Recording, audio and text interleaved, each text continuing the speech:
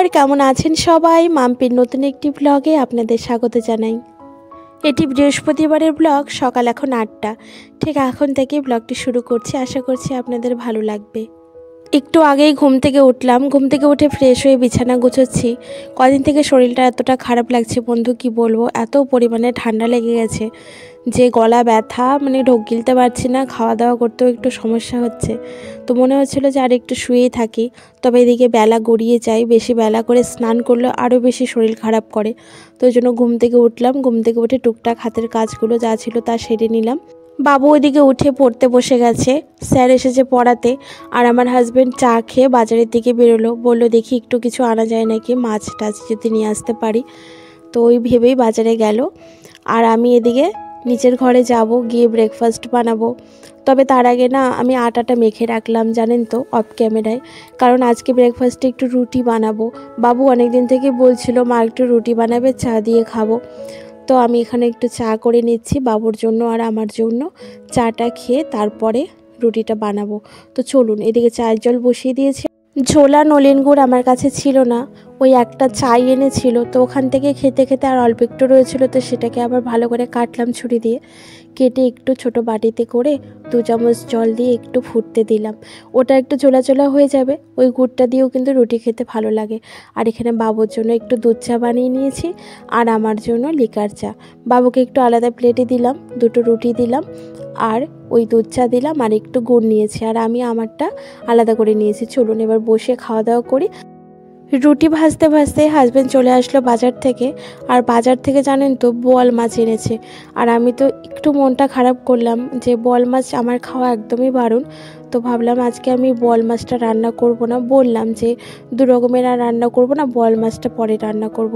এখনও মাছটাকে ধুইনি, বেসিনে নামানো রয়েছে। তার আগে যে চা নিয়েছি, আর আমার হাজব্যান্ডকেও চা দিলাম, রুটি দিলাম, আর একটু দুধ দিলাম, দুধ রুটি আর চা দিয়েছি। আর বাবু বললো আমি দুধ খাবো না, আমি এতে চা দিয়ে রুটিটা খেয়ে নেব আর গুড় দিয়ে। বাবু তো গুড় খেতে খুব ভালোবাসে। তো খাওয়া দাওয়া শেষে বাসনপত্রগুলো রেখে এবার এই যে আমি ডিম রান্না করব আজকে, জানেন তো। তো অনেক দিন ডিমের ঝোল খাওয়া হয় না। ছোট ছোট লাল আলু ছিল, এক ধরনের লাল আলু হয়, এই আলুগুলো দিয়ে ডিমের ঝোল বা আলুর দম ভীষণ টেস্টি হয় খেতে। তো ওই আলু আর ডিমটা সেদ্ধ করতে দিয়ে বাসনটা মেজে নিই। আর এদিকে মাছটা না কলতলা থেকে ধুয়ে এনেছি, জানেন তো। তো বোয়াল মাছ তো বেশিক্ষণ সময় লাগে না, যেহেতু আঁশ থাকে না, খুব তাড়াতাড়ি ধুয়ে নিয়ে আসলাম। তো ভেবেছিলাম যে বেসিনেই ধুয়ে নেব, তবে ওই যে আঁশটি গন্ধের জন্য না মাছটা একদম ধুতে মন চায় না। তো চলুন, বাসনগুলো মাজা হয়ে গেছে, এবার একে একে ধুয়ে নিই, গামলাটার মধ্যে উপর দিয়ে দেবো।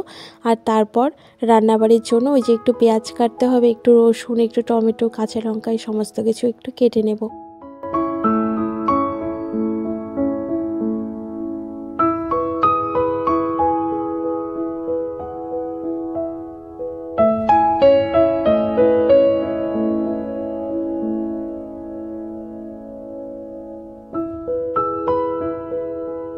ব্যাস, একে একে সমস্ত বাসন আমার মেজে ধোয়া হয়ে গেছে, ওপর দিয়ে দিয়েছি। এবার গামলাটা রেখে আসি, চলুন। আর গামলাটা তো আমি এই টেবিলটার মধ্যে রাখি, জানেনই। এবার একটু ডাল বসিয়ে দিচ্ছি, জানেন তো।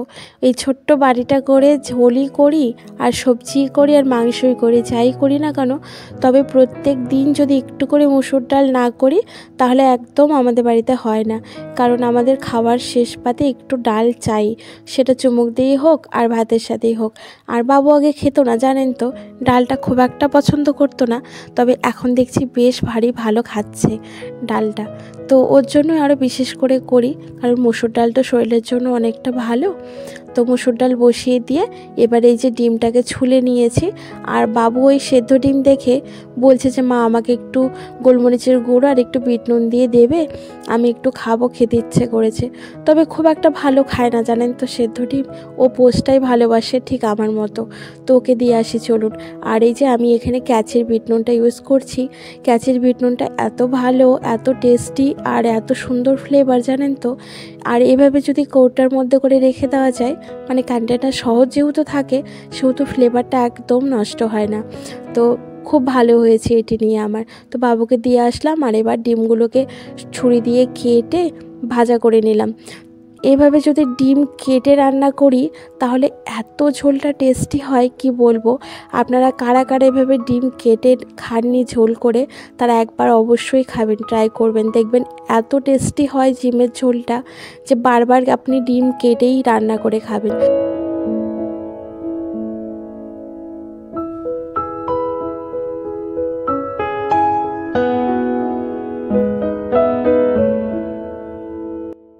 ডিমগুলো ভেজে তোলার পরে ওই তেলের মধ্যে একটু পেঁয়াজ কুচি, একটু লঙ্কা কুচি আর একটুখানি রসুন থেতো করা দিয়ে দিয়েছিলাম। একটু সাঁতলে নিয়ে তারপরে সেদ্ধ করা গোটা গোটা আলুগুলো দিয়ে একটু নুন, হলুদ আর একটু সামান্য মিষ্টি দিয়ে বেশ সুন্দর করে ভাজা ভাজা করে নিয়েছি।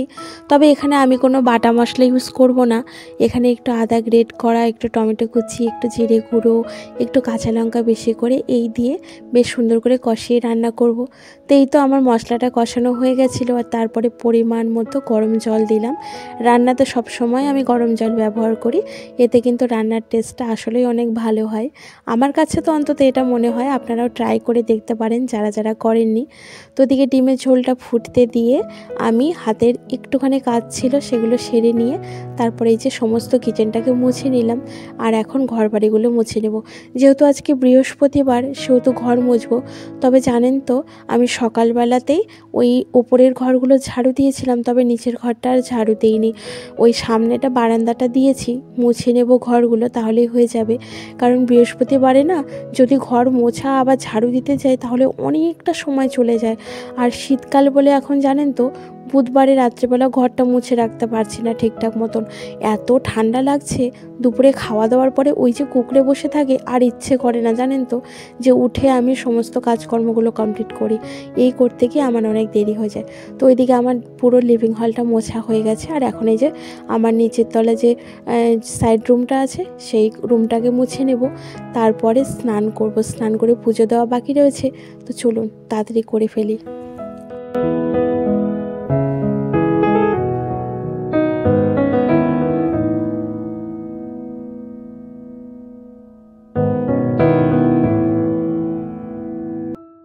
স্নান করে ফ্রেশ হয়ে তারপরে এই যে পুজোটাও দিয়ে নিয়েছি। আর এখন একটু ধুনো ধরিয়ে নেব।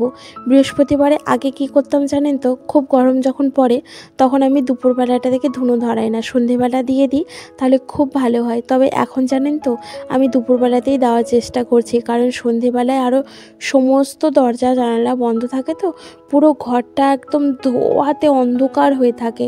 আর রাত্রিবেলা জানেন তো বেশি ঠান্ডা, তো সেই কারণে দরজা জানলা কিন্তু খোলাও যায় না। ওই জন্য এখন দুপুরবেলাটা দিয়ে দিই। দুপুরবেলার ধুনোটা দিয়ে দরজাটা একটু খোলা রাখি, তবে ধুনোটা তাহলে চারিদিকে বেরিয়ে যায়। তো হয়ে গেছে আমার পুজো দেওয়া, তারপরে খাওয়া দাওয়া কমপ্লিট করে একটু রেস্ট নিয়েছিলাম। আর এখন হলো ঠিক সন্ধেবেলা। বাবু ওইদিকে সন্ধ্যাটা দিল আর আমি এখানে একটু সাজুগুজু করছি। দেখেছেন কীরকম ভূতের মতো সাজুগুজু করছি। আসলে যাবো একটু বাবুকে টিউশন দেব, আর বাবুর কিছু না প্রজেক্টের কাজ দিয়েছে স্কুল থেকে, তো অনেক কিছু কিনতে হবে, তো ওইগুলোই কেনাকাটা করব। আর বাড়ির বাবুকে যেখানে পড়তে দেবো তার কাছাকাছি বজরংবলীর পুজো হচ্ছে। তো বজরংবলীর পুজোতে আমার হাজব্যান্ড প্রত্যেকবার যায়, মানে ও খুব যাবেই যাবে। বড় একটা বজরংবলী ঠাকুর মূর্তি বানানো হয়েছে, তো আমিও সেখানে গেলাম আর বাবুকে নিয়ে গেলাম। তবে ওর পড়ার আর 1 ঘন্টা মতো দেরি আছে, 1 ঘন্টা পরে ওকে পড়তে দিয়ে দেব। আর মেলার ভেতরে এখানে আবার ছোটোখাটো একটা মেলাও লেগেছে, তো মেলার ভেতরে ঢোকা মাত্রই ওই যে সবাই থাকে না যে কপালে টিপ পরিয়ে দেয়, তো ওখানে একজন মাসিমা কপালে টিপ পরিয়ে দিল। আর দেখুন কি ভালোই লাগছিল আবার মুখটা দেখতে। আমার তো বেশ মজাই লাগে এই ধরনের তিলক টিলক কাটতে, বেশ ভালো লাগে, একটু অন্যরকম ফিলিং হয়। তবে ঢুকতেই দেখছি অনেক সুন্দর সুন্দর কানের দুল। আর কানের দুল দেখলে আমি আটকে যাই, কি অপূর্ব দেখুন এই কানের দুলটা, সাদা আর ব্লু কালারের বল ঝুলছে। আমার ভীষণ পছন্দ হয়েছিল, তবে নিলাম না, অন্য একটা নিয়েছি প্লাস্টিক টাইপের। তবে সবগুলো কানের দুল এখানে 40 টাকা করে বিক্রি হচ্ছিল, তো একটাই কানের দুল নিয়ে এদিকে চলুন মেলাটা পুরো ঘুরে দেখলাম। আর এবার যাবো ঠাকুরের ওখানে। ঠাকুরের ওখানে গিয়ে একটু ভোগ নিবেদন করব। তবে আজকে যেহেতু আমি আমিষ খেয়েছি তাই একদম ভেতরে যাব না, বাইরে থেকে দূর থেকেই দেখবো। আর এখানে দেখুন যজ্ঞের অনুষ্ঠান হচ্ছিল, কত মানুষ বসেছিল, যজ্ঞের আঁচটা গায়ে লাগাচ্ছিল। আমাদেরও একটু আসলো, ভালোই লাগলো, মনটা শান্তি। আর এই দেখুন কি অপূর্ব লাগছে বলুন, একদম দাঁড়িয়ে রয়েছে, মনে হচ্ছে জীবন্ত, ভীষণ ভালো লাগছিল। তবে চলুন বন্ধু, আজ এখান থেকেই বিদায় নেব। আপনারা ভালো থাকবেন, সুস্থ থাকবেন, সাবধানে থাকবেন। আর যদি ভিডিওটি ভালো লাগে একটি লাইক দেবেন। সাবধানে থাকবেন।